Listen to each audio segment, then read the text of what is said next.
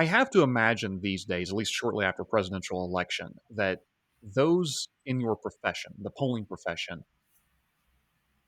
would often feel like the weatherman that comes to the afternoon at the picnic and everybody's looking at him because I thought you said there was only a 12% chance of rain.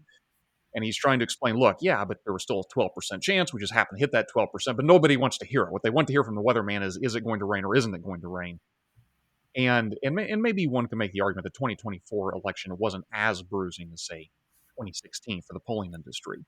But since we've been now through 3 presidential cycles where Donald Trump was a contender in all 3 races, and I would argue to a certain degree, I'm not one of those who will say the polls were wrong, but the polls certainly seem to put an idea in the mind of a lot of Americans that the elections could have or would have gone a completely different direction than where they ended up. I just want to give you the opportunity right out of the gate. Can you defend your industry? Are we Americans just looking at polls wrong, or are polls just ill fit to do what we're trying to make them do in these presidential elections? All of the above. I think a lot of people look at like national polls and say, well, a national poll is going to help me decide how the electoral college is going to work, but one's looking at popular vote and one's not. So I think that's a little bit, I don't know, misguided. I think that polling is a snapshot in time. So if people are starting to look at likely voter polls after the DNC and saying, hey, all this stuff is saying Harris is going to win. You said Harris was going to win. Well, that's a snapshot in time. That's not supposed to be predicting the future. I think weathermen are trying to predict what's going to be rolling in. Pollsters, their stuff is really, my stuff, it's a snapshot in time. And then the other problem that I think that pollsters really have, and I'll point fingers at myself on this one as well, is if a pollster said Trump was going to win by a point in a given state or nationwide or whatever, and they were right, they're going to be going around saying, I nailed it. Mm-hmm. I did perfectly here. And I think that that's not a terribly great lesson for pollsters. And I don't think that there should be applause for these pollsters who, in a coin toss, picked the right side of it. And the reason I say that is because a lot of what this election hinged on is the makeup of the electorate. So people can talk about the blonde-haired, college-educated, Collar County, mother of 2 voter, and whether they switch their vote, blah, blah, blah. Sentiment in polls generally picks that stuff up. That's not usually what pollsters get wrong. What they end up getting wrong is I should also say, I'm not just pointing at other political pollsters, but what the electorate actually looks like when the dust settles. And so if we're to believe the exit polling, which this year it looks kind of spot on for me, and years past I've kind of disagreed with it, the electorate was 31% Democratic, 34% Independent, 35% Republican. If you are a political pollster and that wasn't what your national sample looked like, which nobody's did, then you were wrong. Mm-hmm. Then you just got lucky. Then you just picked the right side of the coin, right? For the first time in our nation's history, we had more independents show up and vote than we did one of the political parties. Nobody forecasted that. Mm-hmm. Nobody had that. And so even the pollsters that say that Trump was going to win by a point, their method was flawed. And I think that that's a really, really big problem with polling, and that I think people have to understand is that polling is a snapshot of sentiment among Americans, and we're trying to gauge best what the electorate looks like without knowing. We didn't know that there was going to be more independents than Democrats this year voting. Sure. And people say, well, can't you account for that? Can't you take that into consideration? Well, if you look at any of the 7 toss-up states and you look at partisan breakdown of how people voted, Republicans didn't vote with high intensity for Trump. And Republican percentage of the electorate actually dropped from 2020. And so if on average Republicans were voting for Trump at 92, 93%, Democrats were voting for Harris at 98, 99%. And so it's hard for a pollster to look at that intensity and then say, well, but the bottom's going to drop out from 2020, that they're super intensely going to vote for Harris, but they're going to show up at a 6-point lesser margin than they did 4 years ago. Mm-hmm. It's really hard to equate those things. And so I think that there's so many moving parts, and people are right to be skeptical of polls. And I don't think that polls should be the barometer in which you judge an election prior to having seen the electorate. Polling does, as well, maybe I should say political polling. Maybe I could say this of all of it. It does seem to have some advantages in that it has, and what I would assume to be natural correctives built in.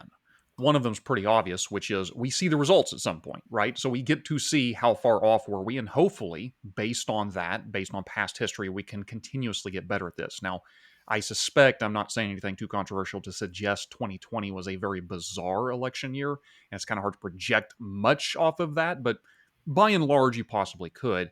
And then I would say the other natural advantage polling has is that unlike a lot of other journalistic activities, you have a really good incentive to seek the answer that you truly believe is the correct one, not necessarily the ideological answer you would want to arrive at. And obviously, there are ideologies or prejudices we have that inform our judgments here, but after a certain period of time increases, a good pollster is not the one that always predicts such and so is going to win. A good pollster is the one who gets it closer to that means. So I'm saying all that to set up, because we've gone again through 3 presidential cycles here. And one of the things I found curious is you see it clearest, I think, in 2016, where you can make the statement the polls were not wrong. There, or at least to the best of my knowledge, the majority of polls showed that within these states, within these margins of errors, they could go Trump or Hillary. We went anywhere from Trump can win this thing to it's going to be a landslide for Hillary Clinton. The fact that Trump won and won within those states, relatively narrow margins, I might add, in those states, didn't mean the polls were wrong. It just meant that it was skewed. If we knew where the exact center was, we should have been pushing it back over this way. Instead, we had kind of pushed it too much this way. And I think we see the same thing in 2020. We see the same thing in 2024. It's not as if either candidate did not perform or perform so far outside the margins of what the polls were suggesting that we could just flat say they were wrong. That being said, it also seems that in 2016, 2020, and again in 2024, they were all skewed further away than Trump actually performed in a lot of ways. That this margin of error, right? We have play. That's right. Negative 3%, positive 3%. We should have been shifting all of those more towards Donald Trump. So and I've heard this at the end of every one of these cycles, the pollsters say, well, we didn't account for, how do you measure MAGA America? How do we know? Is there something writ large that the polling industry in general is getting wrong about Trump in particular that just skews everything? That's the thing. It's Trump in particular. If you look at the 2022 polls, they were great. They were spot on. I think there's a lot of worry in the political polling industry that having an outlier saying the wrong thing anymore specifically. And now there's pollster ratings and how close did you come to the actuality? So all the pollsters, and I shouldn't say all of them, I should say 95% of them are now weighting their data so that they don't have anything that's really outside, so that at the end of the day, they can come back to all their clients and they can come back to the media and say, well, the race was within the margin of error. This race, Trump is going to end up winning by 2 points. The argument could have been that either one of the candidates is going to win within 2 points. So let's make all of the polls essentially even. Mm-hmm. I will tell you as a pollster, and we did a poll in the close of the election because I was just getting super sick of the herding that I'm saying. Herding, just for the listeners, it's you. Let's say I went into the 7 battleground states and I got a bunch of different answers. I had some wide margins, some not so wide margins. I would make everything within like a point or 2. I would just weight my data so that I don't look like I'm silly out here having a +5 or something that's going to be outside of a margin. And you might make national news when you do. Sure. Yeah. But I will tell you, the pollsters, by and large, are very worried about having these outliers. It hurts their ratings in 538. It's bad news. So they just all weight their data and not all, again, not all of them, but Nate Silver wrote a really great piece on herding that was looking at one of the groups that went out. They did research in, I don't know, 10 states, and all of the margins were within like 2 points. And he did the math on it, and he said, statistically speaking, I think it's about a 1 in 9.2 trillion chance that this would happen. Right? So I think the pollsters. So you're saying there's a chance. So I think the pollsters get really worried about having these outliers because they don't want to look wrong and they don't want to do anything, which then kind of, if everybody's like, well, maybe it's going to be slightly Harris, well, then everybody herds to that and tries to get their numbers right there at that point so that it could be within a wiggle room. And Trump does change things, right? Trump at the top of the ticket makes it really, really tricky to gauge what the electorate is going to do. I say this like looking at the Senate of 2024. You have, I think people, and maybe the media, I don't know, maybe reading into it, I've been hearing like that it was a red tsunami, whether it was a red wave, whatever. Looking at the Senate, though, the Senate candidates that won that were Republican, 3 of the 4 won in states in which Trump won by double digits. Mm-hmm. Right? Montana, Ohio, West Virginia. Those were double-digit wins. Trump won in Nevada. Trump won in Arizona. Trump won in Michigan. Trump won in Wisconsin. All of which a Democrat senator won. Right? So you've got this anomaly at the top of the ticket that people are willing to vote for, and then look at their state and say, well, but maybe not the Trump light candidate for Senate is not what I'm wanting. And going back and they're voting for a Democrat there. As a pollster, it's really hard to come out with data that says, look at this 10-point split ticket voting that we're seeing. Something might be wrong with my numbers here. Yeah, and we could easily spend this entire conversation just going over the polling data from the election, which I don't mind doing, but people far more qualified to ask you pointed questions are probably doing a very good job of this close after the election. I do want to turn, because you mentioned this, not exactly a perfect third, but about a third, Republican, Democrat, Independent in the race, and the independents being sort of this anomaly not projected before. I know your work with the Independent Center. The word independent is about as unhelpful to me as the word conservative. What does that mean? And so I want to open a whole series of questions. We're just giving you an opportunity. How would you even define what is an independent? I would say somebody that's not part of the Republican or Democratic parties. I think that for me, it's kind of as easy as saying, do you want to affiliate with a party? One of the 2 major parties in America, they say no, and then they're independent. Okay, what's interesting about that group is I say that, and it seems flippant, or it seems like a big launch into a bunch of politically homeless individuals that have nothing in common. And that couldn't be further from the truth. In looking at those who self-identify as independent versus Republican or Democrat, we see the tightest knit cohesion among those that are independent. So if I went through policy platforms, immigration, energy, environment, whatever, I would see the most cohesion in paths forward or policy initiatives with those that self-identify as independent, more so than the group that self-identify as Republican or Democratic. So it's not this kind of just blob of people with no direction. It's a very cohesive group, tethered by the fact that they are not represented, or they don't fit squarely in a box that's R or D. Yeah, so, and I find that very interesting because naturally when we're speaking about independence, where it's problematic to invite too much of the left versus right paradigm into the conversation. That being said, if they are cohesive in their views, do those views strike a certain flavor of left or right, conservative or liberal? It's really tricky to explain. In my mind, it's really tricky to explain the independent with blue and red tinted glasses on. And I say that having come from the party organization.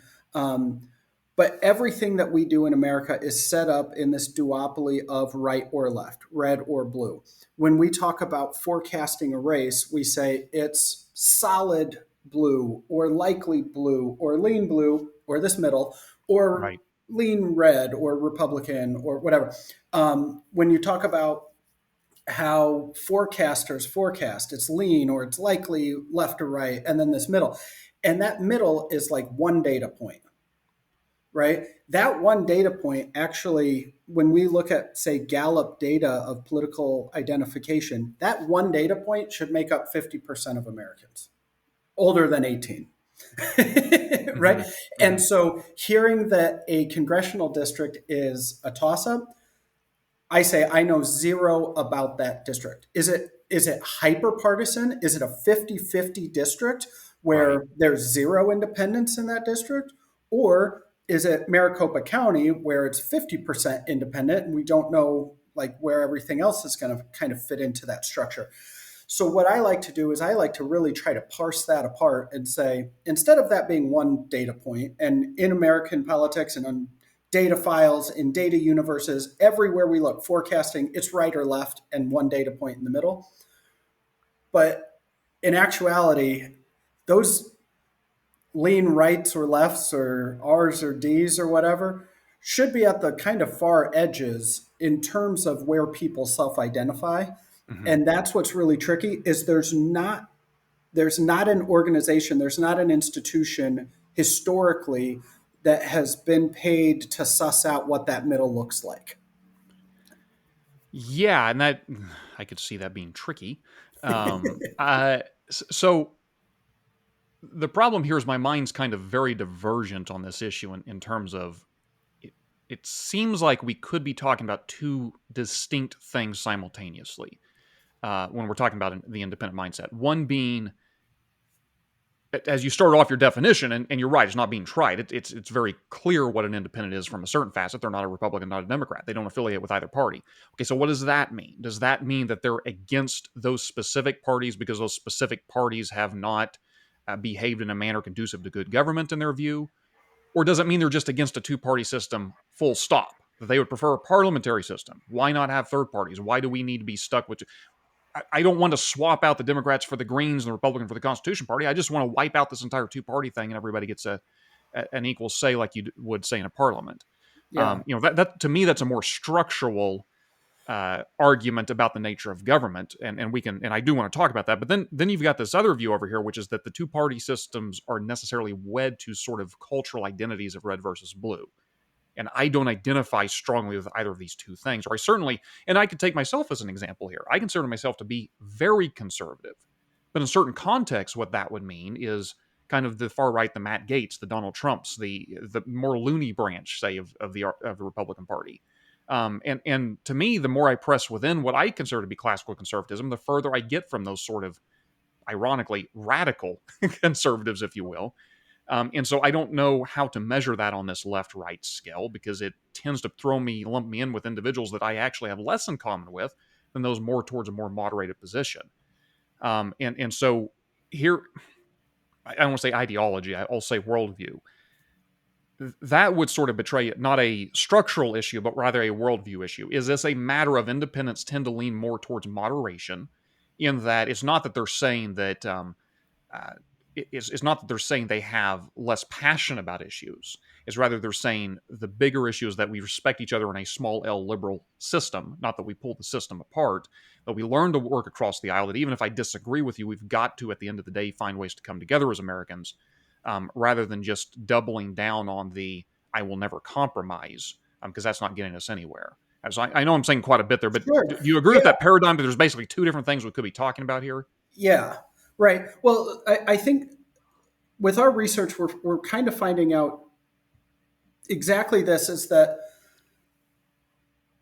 anymore, if we were to look back, and I think that this is a cultural shift in America, we're actually seeing kind of the divisive line in American politics not being right or left, but actually by age. It's more of a horizontal line where Gen Z and millennial grew up not following Fox News or MSNBC. They don't watch one channel of news.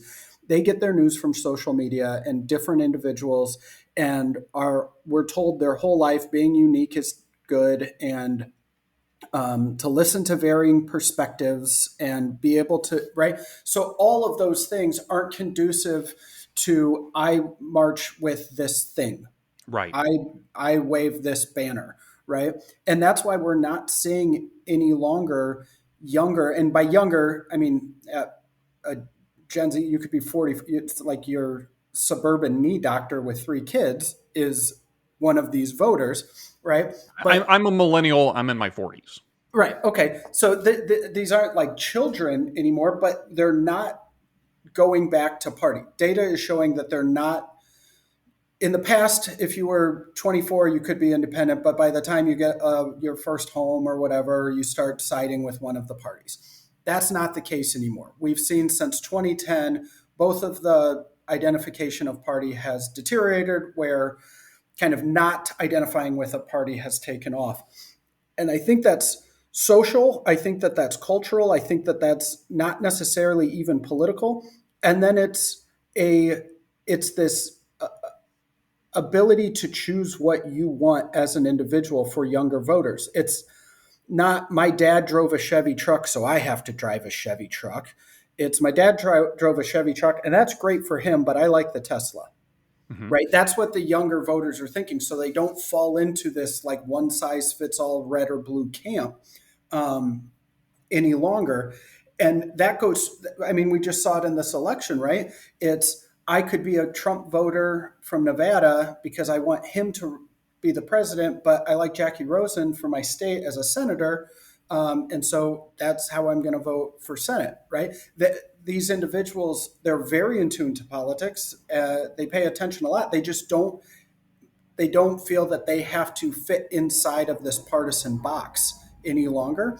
And I think that that's really, to get back to our original question about polling, what's going to be really difficult moving forward is when right now, directly after this presidential election, the second largest voting cohort in America is independent, and it's by a point next to Republican. I wouldn't be surprised if we have this conversation within the next 10 years in which the largest voting cohort in America is independent, more so than the parties. And then trying to put them in that scale of, well, are you more Republican or more Democratic? I always kind of joke that Gallup does this with their party ID question that they've been asking since the 90s, where they say, what's your favorite flavor of ice cream, vanilla, strawberry, or chocolate? And if somebody says strawberry, they go, oh, okay, yeah, but you got to choose between vanilla or chocolate. They kick them out of that middle, I think right? Senator Ben Sass, I think, said that even in the polling where you were only given the option of Democrat or Republican, still the highest choice was screw your poll results. I'm not going to go with either of those two choices. Yeah, right. And so this becomes a real tricky issue, and it becomes then a state issue. I mean, when we look at the exit polls at a nationwide level, we see that Harris slightly outpaced Trump. But if we look at individual states, especially the toss-up states, there's it really depended on what the issue of that state was. Was it something where immigration was highly at play? Was inflation really impacting a given state? Those are things that, if you are in a state that and you're not required to vote by party, you can see how there's a little bit of this free. I want to call it, honestly, I want to call it free thinking, because it's not go to the ballot and check the one box that says straight ticket. Yeah. So, and this kind of leads me back to what I had said, that first divergence of the structural issue, because you can have a scenario in which the majority of a country identify themselves as independent, or at least will say, I'm not beholden to these two major parties. But at the end of the day, does it really matter if the two parties are the only choice you're given on the ballot in some sort of in other words, if the structure of the nation's elections don't fundamentally change, Um, in effect, are we you would think at some point what would have to happen is either the two parties would have to moderate, and here I don't mean move from extreme to moderate. I just mean ameliorate or change their positions to meet the demands of this more independent bloc. And I'll just throw two things at you. I know these are very different things, but just as an opportunity to respond. Um, 2020, there was an awful lot of Americans that voted for either the Republican or the Democrat. Now, one would think if independent attitudes were on the rise, you would have seen a lot of people do what I did, which is I don't think either of these two screwballs deserve to be president. I'm just not going to vote for them. I'll vote down ballot on some of these other races I care about, but I can't support either of these two individuals. And instead, I found out I was in the vast minority, even though in that sense I'm independent, say, the majority of independents cast their vote for one of the two individuals. And then second, again, I know it's a different issue, but just something that come to mind in this election, I can't remember, 4, 5, 6 states had ranked choice voting on the ballots, and I think they all failed. Yeah. I know it's a confusing issue, but it would seem to me if we have a rampant surge in independence, that's the first thing we'd want to change is the structural issue of our voting. So why would the ranked choice, if there's such a push behind this, why would they vote against the very thing that would break apart Sure. the party too often? Well, if 66% of the electorate is still partisanship, or still either a Republican or a Democrat in this scenario, both of them, that whole 66% is afraid of ranked choice voting. Okay. That hurts the parties, right? Oh yeah, yeah. That gives the opportunity for an independent. So, when folks are saying like, well, something like changing the primary system or majority voting or whatever, that why doesn't that pass? And it's like, well, there's a big incentive for Republicans and Democrats not to like that. There's a massive incentive for that. It's one of the few So bipartisan issues. that's right. That's right. Keep the independent voice from not being heard. But then I think one of the things that I would expect that we see, and if you were to go talk to somebody at the NRSC right now and say that independents didn't play a large role in this election, they'd be saying we had to spend a couple $1 million in Nebraska to bump up a Republican. Now, did Dan Osborne win? No. Was he maybe a Democrat that just didn't caucus with the Democrat? Maybe. But you're talking about Nebraska needing to spend millions and millions of dollars on a Senate race because of an independent and because of that kind of notion that somebody outside of the political structure could actually win. I wouldn't be surprised if after 2026 or 28, 30, you get some independents that get into federally elected positions that aren't caucusing with either party, and instantly that becomes the most powerful person in a room.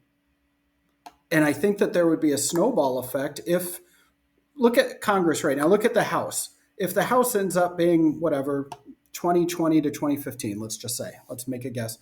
And you had 3 individuals that ran as an independent, and it would have to be in districts, I mentioned like Maricopa County. It'd have to be in places where this doesn't work in Wyoming. This doesn't work in Vermont.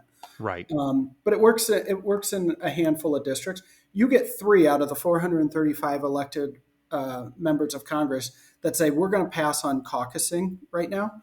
They've just decided the next 2 years of bills that pass the House. And I think that there would be a snowball effect once that happens one time of elected officials saying, hey, gosh, look how much power they have, but also from districts saying we don't have to play by this partisan rule. Regardless if you like the Republican or Democratic parties, if you look at the favorability ratings of them, they're not great. It's not like the Republican Party has a great favorability rating or the Democratic Party has a great favorability rating. So people are scratching their head of why their voter registration is going up in independent and dropping with Republicans and Democrats. It can't be a big question of why. And to your other point, then, that means that the Republican Party and the Democratic Party recognize this as well and have to really work on understanding what are we doing that's not reaching these people? Why are they not coming home anymore to a party? and what can we do to incentivize them to come be part of our tent?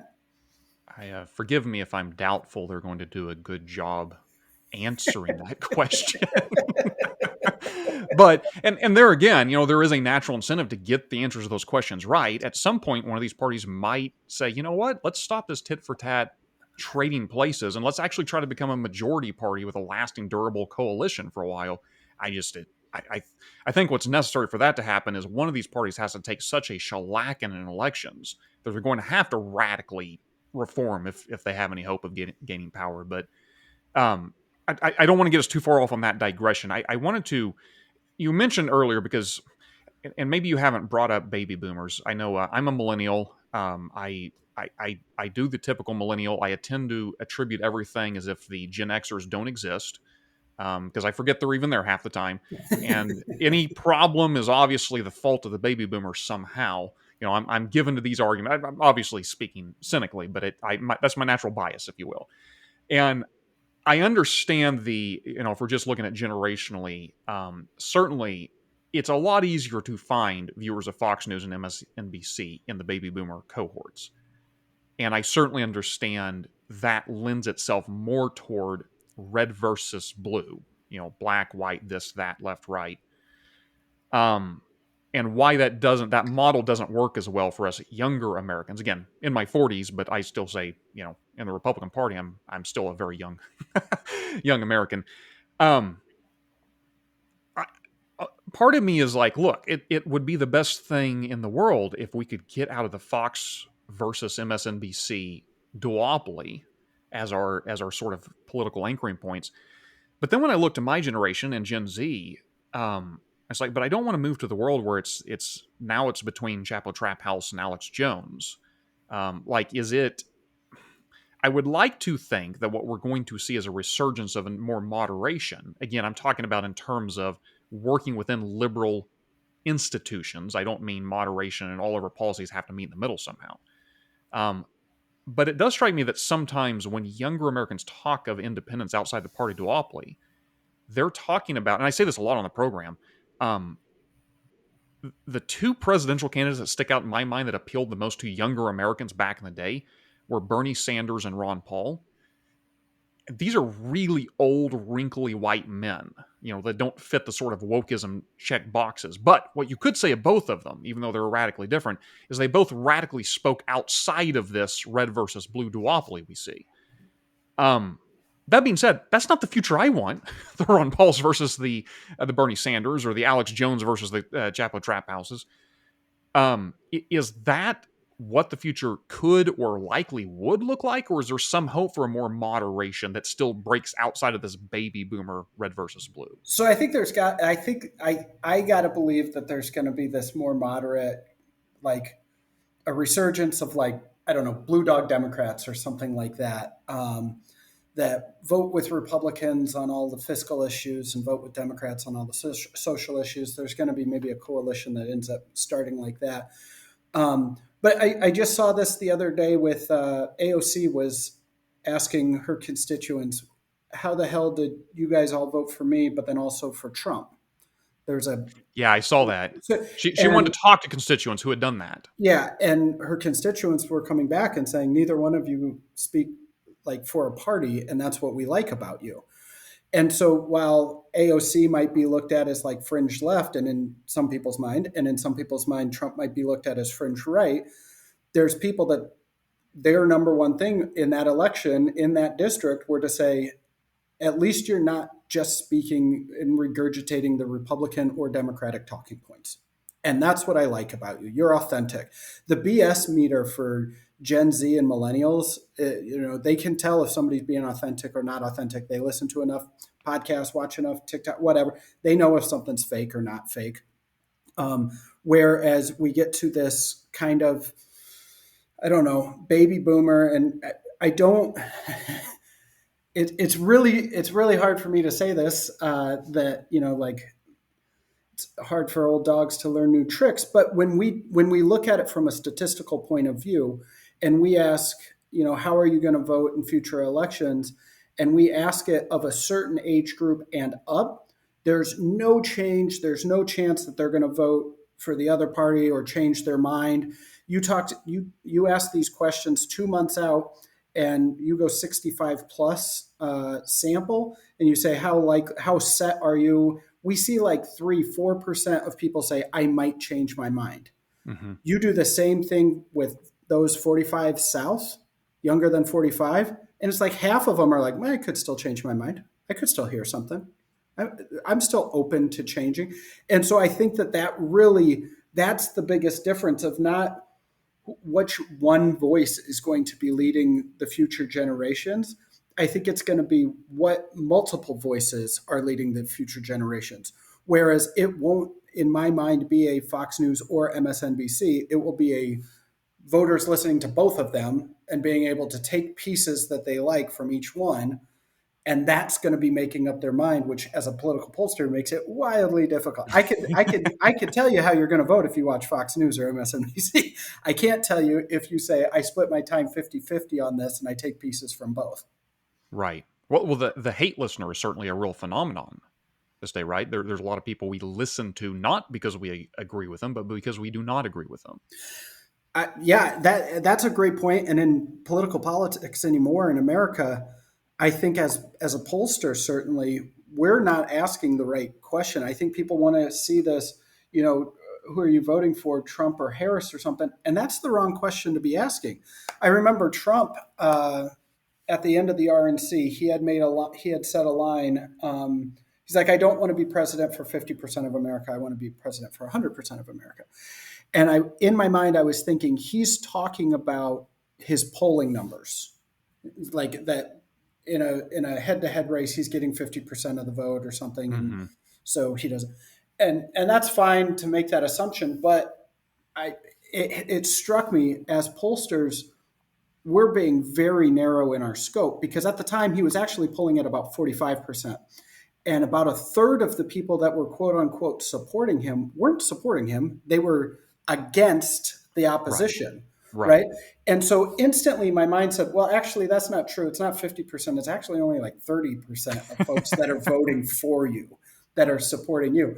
There's a large, large swath you're going to get the vote for, but it's not because they like you. It's because they despise the other person, right? And we're not gauging that as political pollsters when we ask, who do you support, Trump or Harris? When the response is neither. I'm going to go vote, but I'm not voting for Harris right? Or whatever. Right. I'm Right. voting against Trump, or I'm not voting.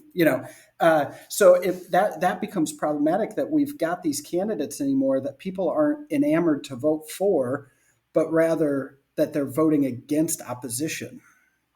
Is that, and I'm just curious about this because, here on the right side of the ledger, or at least the Trump skeptical side, will say we often point to, and I'm admittedly a big fan of former President Ronald Reagan. On a whole, he didn't do everything perfect or get everything right, but there's a lot of ways in which he is an ideal guide star, I guess, for how I would like politicians to behave. Um, and here I just completely lost my train of thought. Take a quick drink. Well, I'll just jump into like a Reagan election in Yeah. '84. You have somebody like that's big tent, whether you like Reagan or you don't like Reagan. He won 49 states. Imagine Yeah. if we had a Yeah. president in today's day and age that won 49 states. Well, and that's actually, and I appreciate you saying that because that's exactly what I was going to ask. Is that possible? Like, and I know it's possible given enough time, but it seems like we live in an era in which I can't imagine a Democrat or Republican candidate that could. I can't imagine a Republican that could win California or a Democrat that can win Oklahoma, where I'm at. I could imagine one that does a lot better and comes a lot closer to building a durable majority. But it seems like we no longer live in the 1980s world that would even make a Ronald Reagan possible. Yeah, no, I don't think it could be from a party because I think people have, at least right now, have decided that they are either team red or team blue and not team red, white, and blue. And so I Hmm. think that it's almost, I mean, you hear it with rhetoric about Congress or Trump taking office. Like, I hope he fails. That's the president of the United States you're talking about. But you're so enamored with your team that you hope that the other quote unquote team would fail or mess up right? That we've gotten so divisive. I think it could happen, and I believe that it could happen in my lifetime, and I don't think it would come from a party. I think it would be something Mhm. like obscure, like, I don't know, like The Rock wants to run or something. It's like something obscure like that, where you could have somebody get a Well, we tried it pretty. with Kanye West and didn't work out too well. It would have to be somebody who knew this stuff and didn't really have any partisan leanings and was able to pick off, the right side of the Democrats and the left side of the Republicans, and then be able to shoehorn that in. But yeah, that would it. I don't think we would see that from a Republican or a Democrat in my lifetime. I do think it could be possible if you get, like, I don't know, Tom Hanks to run or something like that. Oprah, Eh, you know. yeah, and I just want to state for the record, I know I'll never get my wish. I really want us to, I talk about Reagan being my hero. Really, I want us to return to the days of Calvin Coolidge, where the president is very boring. He might tweet one thing once a year about Merry Christmas, my fellow Americans, and come to think of it, that may even be too controversial. To get out of this mold of our politicians need to be celebrities. You may be right. Maybe that's one way that we engender more support around one individual. I would just prefer government to be boring again. Um, and just to be something nut jobs like you and I are interested in, not your average American because it's entertaining all of a sudden. But I wanted to ask about this notion of the voter who voted for both AOC and Donald Trump. I understand this basis. They didn't do so on ideological lines, right? They didn't do so because they were, presumably, I would assume most of them did not think Donald Trump and AOC have very similar views on, say, immigration or almost anything. But it is fair to say, but they do have very similar stances or tactics or modes or tones, if you will, towards the party duopoly. And I wouldn't even say that because Donald Trump in 2016 he punched as much in the Republican Party as he did to the left. It's pretty much his party now, so he is in a lot of ways a party guy, but he still has this very, use the word authentic. I think that gets too much play among us younger Americans because I I'm not at all trying to equate these people, but to a certain degree, Hitler was authentic. That's a virtue, but it needs to be culminated with some others. But what I'm curious about is because there's and I think I keep going back to the same concern. I guess I'm a conservative, so I naturally assume things can go very, very badly if we're not careful. I am not happy with the two-party system. I'm not happy with those who speak like politicians. I'm not happy with people who are inauthentic. But I'm willing to endure that if it means we're working within institutions. In other words, if we're not throwing the baby out with the bathwater. Because you can have I'll mention him again, Ronald Reagan. I think he was someone that broke outside of the traditional mold up to that time. We called it the Reagan Revolution. He was different in a very fundamental way. I mean, the left was saying this guy's going to start World War III. He's going to push the button. Same things they'd said about Goldwater, whereas the conservatives were just enamored with the guy. Finally, we've got one of our own in the White House. He was different. He was outside the mold. He broke with that sort of divide, if you will, in the United States. Now, I know the 80s were different. It's a different time period. But you can break a different direction. You can break with AOC or Donald Trump, who, in all the ways ideologically they're different and temperamentally they're different. I still think they represent the same sort of anti-Reagan response to this polarized moment, right? So we've got people who, just like me, don't like the polarized moment, just like the voters who voted for AOC and Donald Trump don't like the polarized moment. But we have a very different vision of what that ultimately means we need to do. Do we need to tear down institutions, whether or not we want to push it left or right or bring us to the sunny uplands of history?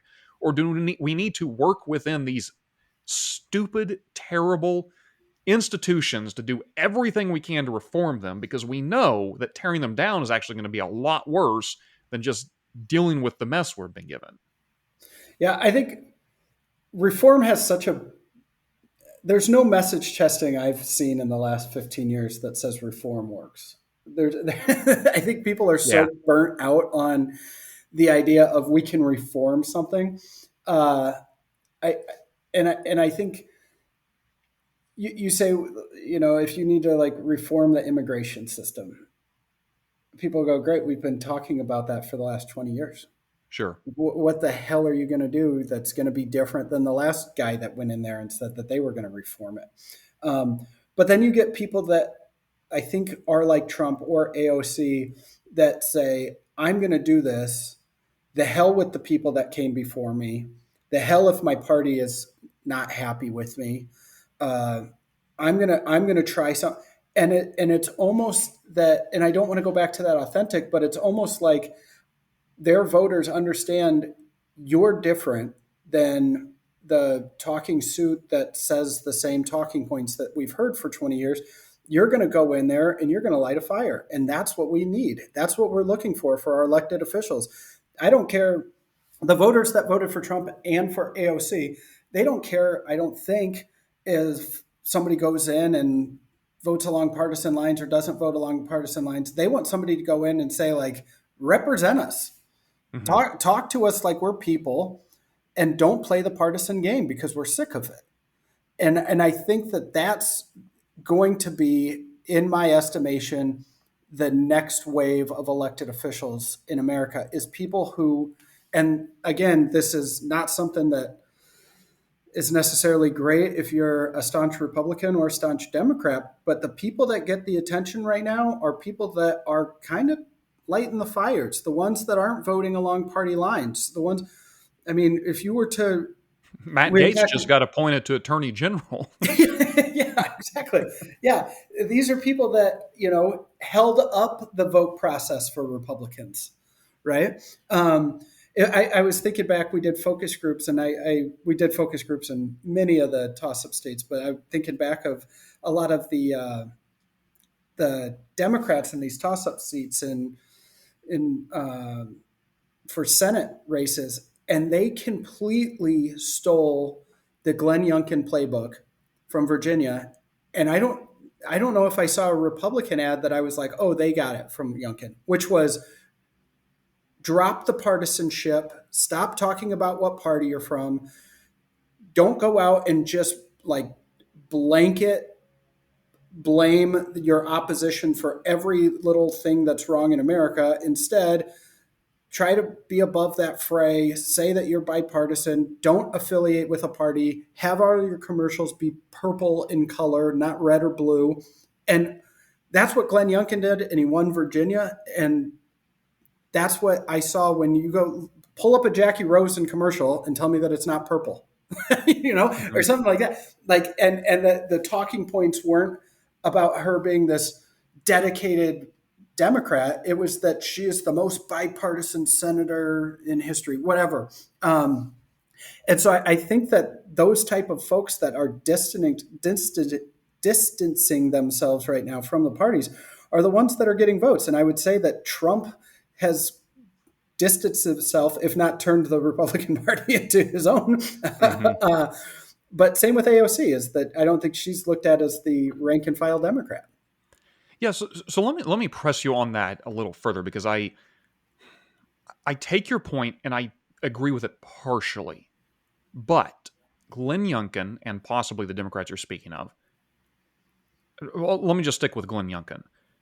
I think he did what he did because he was able to do that. It's an unanswered question in my mind. What happens if you replay that race and Donald Trump comes in there like a with a bulldozer and basically says, "Look, you either bend the knee to me, or I'm going to make sure you rue the day you didn't mention my name." In other words, there was a widespread acknowledgement. Trump stayed out of that race enough to allow Youngkin to do this. Some of these Democratic races, it takes more than just the candidate. It seems like it also takes the ecosystem that wherever the center of mass is, that you don't get this sort of backlash unless you are the center of mass, like in 2016, where Donald Trump was the one taking a wrecking ball to everything. Everybody else that tried it, they felt spectacular. Ted Cruz was Donald Trump light in some sense, trying to buck the party system.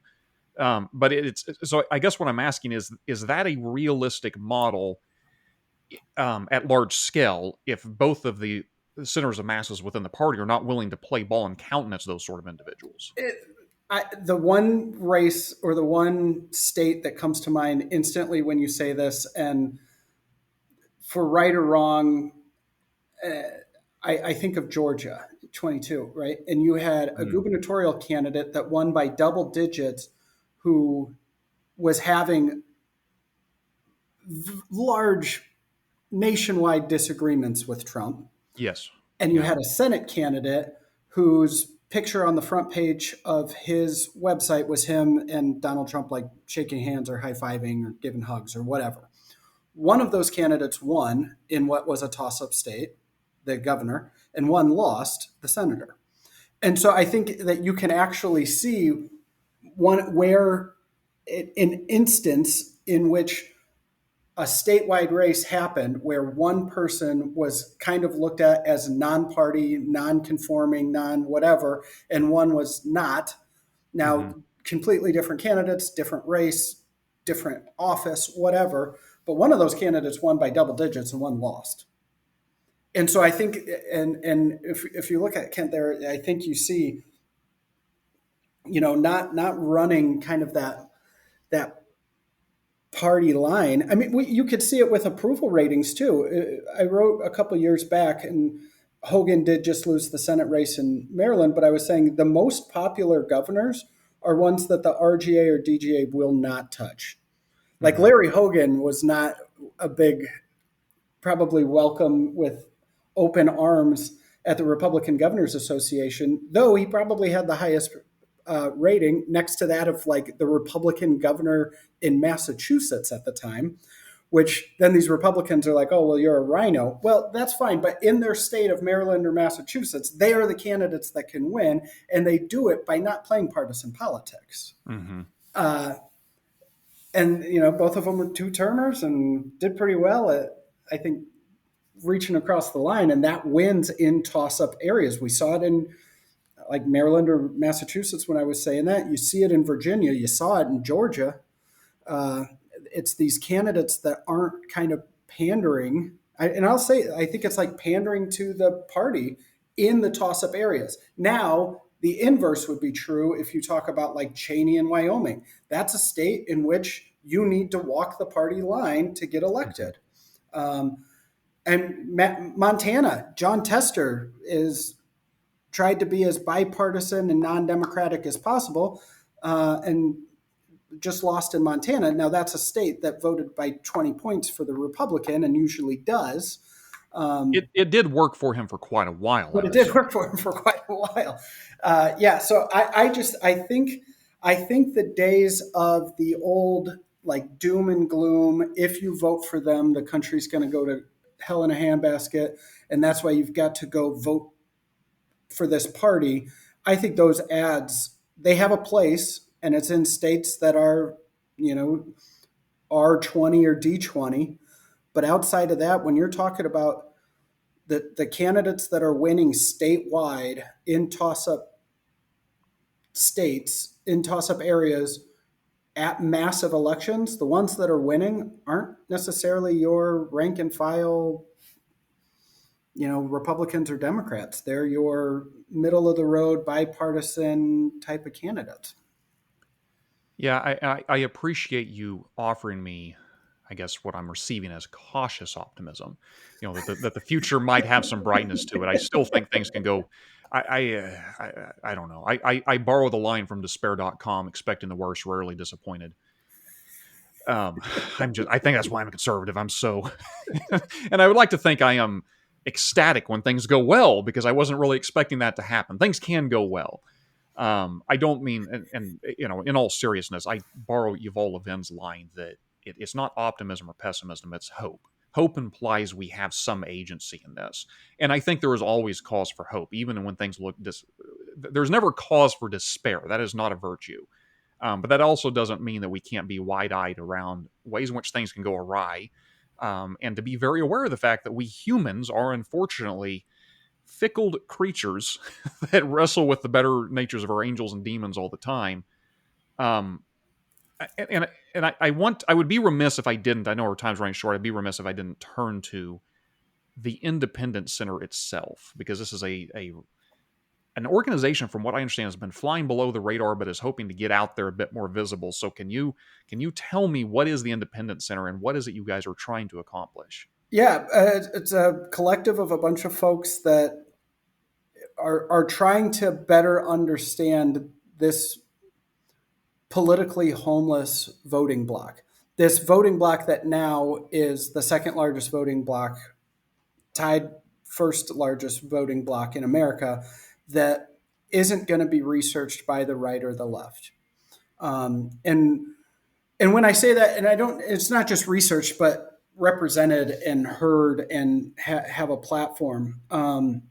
We One of the earlier studies we did, we looked at the largest demographic shift from 2016 to 2020.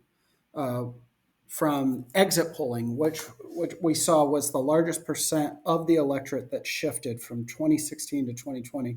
And we found that it was the LGBTQ plus community.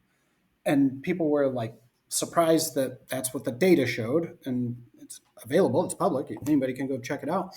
And they actually shifted from supporting Clinton to away from Biden. Now, that doesn't mean that they voted for Trump. But when I say that, that's in this election, this group, this cohort makes up 8% of the electorate, because people would be like, well, why does that matter? It's a massive group. It's a massive portion of the electorate. And the Democratic Party wouldn't want to say we just lost them by 13 points, right? So we're never going to hear that. And the Republican Party isn't going to start courting them, right? And so this becomes, now that's an 8% of the electorate that, by and large, can't be talked about by one of the two parties. We can go on and on and on with these different demographics and cohorts, but what we essentially said is, let's actually look at the data. Let's not just talk about getting out the old white male or the young Latina woman, whatever it might be. Let's stop classifying people as this like identity politics where people are shocked that the Latino male voted in a certain way. And it's like, well, but what if I told you that Latino male was fourth generation and lived in a rural area and, was a candle maker? That doesn't fit your preconceived idea of what you're putting together a coalition for the Latino man vote group now at the RNC or the DNC, right? And so we're just trying to get away from those kind of restrictive confines that the party system, I think, makes us think within, and instead listening to actually where the majority of people are, instead of trying to push them into a box. Instead of saying, oh, we think you kind of lean Democrat, so let's find a message that works for you to bring you fully over here. Instead of doing that, why don't we just say, hey, this is where you kind of stand on this issue, and this is where you stand on this issue. That's the kind of voter you are. I don't need to put you in a box. Our research doesn't need to do that. And so it's just become a place for the politically homeless, those that want to vote for a Republican at the top of the ticket and a Democrat for Senate and an independent for Congress, whatever it might be, whatever that it's not straight ticket voting or it's split ticket or it's hoping that an independent runs and wins. That's what the Independent Center is doing, is it's kind of just taking that duopoly out of it and looking at people as people. If you're looking at people, I'm just curious here, because if you're looking at people as people, like, is it polling almost out of necessity has to break us down to broad generalities, right? Men tend to vote this way. Women tend to vote this way.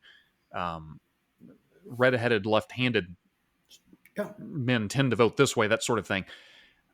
To me, there's a certain sense of that in which that's both unavoidable and also, by definition, not looking at people as people, right? You have to juxtapose the difference between the breaking people down or generalizing them. But, pardon me, just a second, my audio's going out. There we go. I got you just fine. Sorry, Brett. Can you hear me okay? Yeah, perfect. May just be an issue on my end. Okay, I'll talk through it.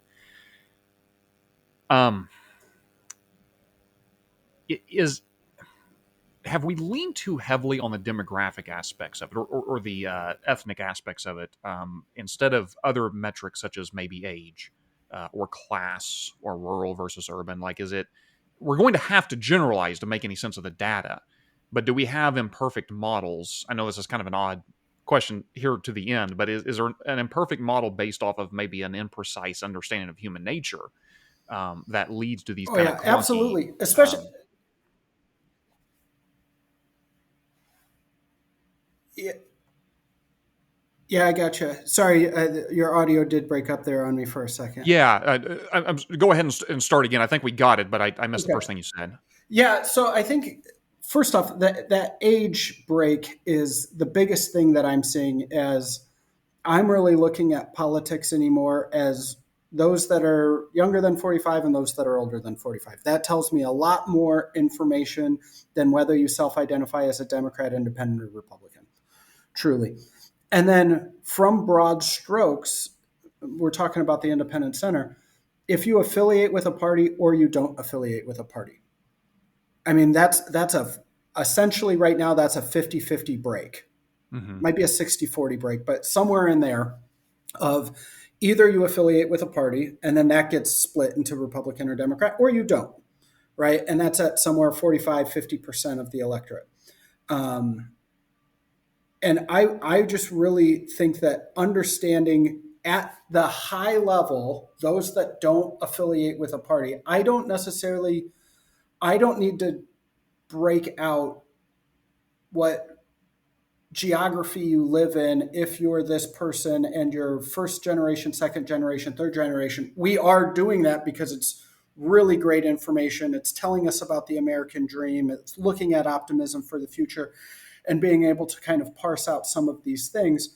But by and large, in terms of what we're looking for, it's why is there a break right now? Why is there a desire not to affiliate with one of the parties? Is it something that the parties have done? Is it something that they can recapture? Or is it something where human nature no longer is a one brand purchaser? That they can go from voting Republican today to voting Democrat tomorrow, and thus they decided that they are no longer with the party, and so they are call themselves independent. These are all things that I think are very valuable to understand, and that's not necessarily at a demographic level. It's not, well, what percentage are Black Americans doing that versus Hispanic Americans versus Asian Americans. I don't care about that as much as what percentage of people are doing this and why are they doing it. Hmm.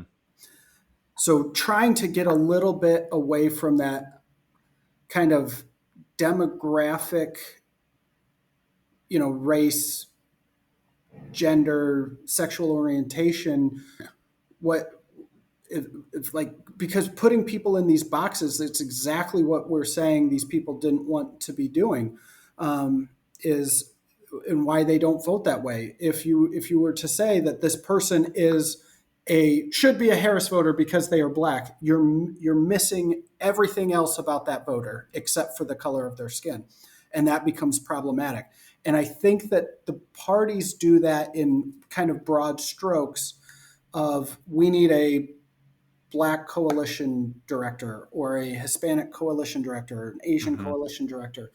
And it's, but in my mind, and when we're looking at the research, I don't know what a Black issue is versus a Hispanic issue. If inflation's the number one issue with all of these racial groups, then let's figure out a little bit more about what we can do to fix inflation Hmm. instead of almost like divvying people up into characteristics in which they don't necessarily decide.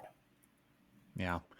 Well, I wish you Godspeed with the Independent Center, with the work you guys are doing, with trying to understand people, not as these demographic boxes we tend to assign them to. How would a listener that's interested in learning more about the Independent Center, or if you're foolish enough to be on, say, social media, how would they go about following you? Independentcenter.org. I have no social media. I never got into it. I Well, good think for you. but independentcenter.org, pop on there. We have a lot of data. We've got a lot of top lines. We've got a lot of press releases. We got a bunch of information there, and we're not necessarily pushing a candidate. We're a 501c3, so we're not pushing any candidates. We're just pushing ideas and trying to help lend a voice to the politically homeless. Brett Loyd, thank you so much for taking the time to come on the St. Elephant Show. Awesome. Thanks for having me, boss.